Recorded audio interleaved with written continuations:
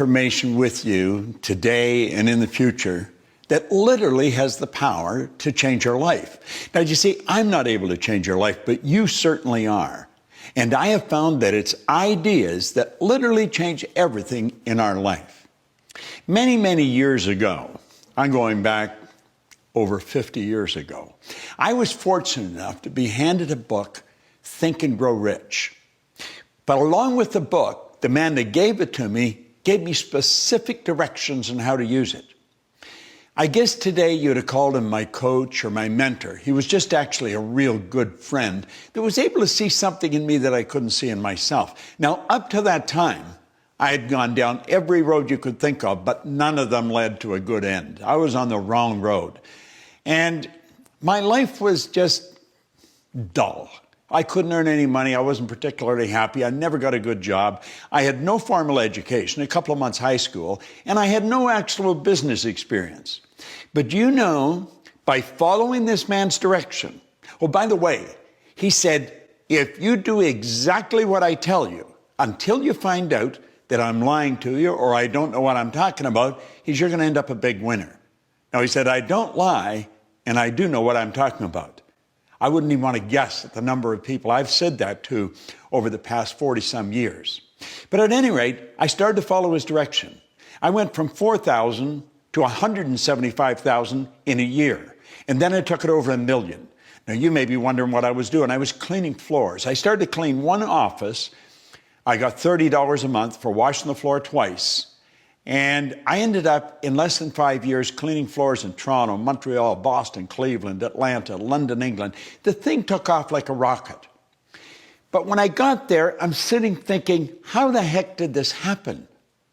You know, there was a lot of people cleaning floors, but they weren't doing what I was doing. There was a lot of people reading Think and Grow Rich, but they weren't doing what I was doing. And I had to ask myself what happened. I had been raised to believe, probably much the same as you, that if you're going to earn a lot of money, you got to be really smart. I knew I wasn't very smart, but I was earning a lot of money. So I started looking, and I started searching. It took me 9 years, and I finally got the dots to connect. And when I got the dots to connect, and I figured out why I changed, I realized I had discovered something very, very valuable. Do you know this may sound odd, but it's true. You can go into the largest companies in the world, and they all have stars, but relatively few of them can tell you why they're stars. They don't know why they're stars. Find the top salesperson in any organization. 99 out of 100 of them cannot tell you why they're the top salespeople. You see, if they knew, or if the company knew, the company cannot give it everybody. Well, I knew why I was winning. Now, mind you, it took me 9 years to figure it out. I studied with some of the most brilliant people in the world. And when I got it figured out, all I wanted to do was share it. I wanted everybody to know it. It was such a simple thing. And it was such a phenomenal discovery for me. But I had a problem. I was shy. I was very quiet. And I was withdrawn. I mean, I wouldn't ask a question in front of 4 or 5 people. Sometimes I wouldn't ask a question anywhere because I was so insecure in that area. Very knowledgeable in one area, but very insecure. And one day I was standing in the back of the ballroom at the O'Hare Hyatt Hotel. And there were 1,000 people in the audience. And they were broken into 2 banks, 500 here, 500 here, with an aisle down the center. Bill Gove was the speaker. Now, Bill's gone now, God bless him, but he was considered the Frank Sinatra of speakers. I mean, he was the best in the world. And I was watching him. And he had a handheld mic, and he was on the front corner of the group on the right-hand side of the ballroom. And he's saying, if I want to be free, I've got to be me. Not the me I think you think I should be.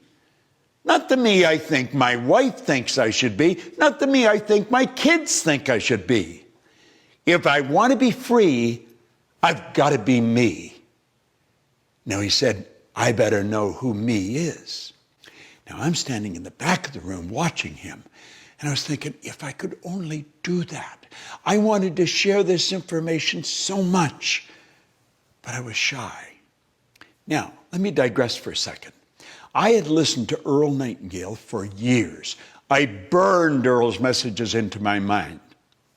The first recording in a great series of recordings that lead the field program, the first recording was on the magic word, and it was attitude. And at one point in the record, he said, now, right here we come to a rather strange fact.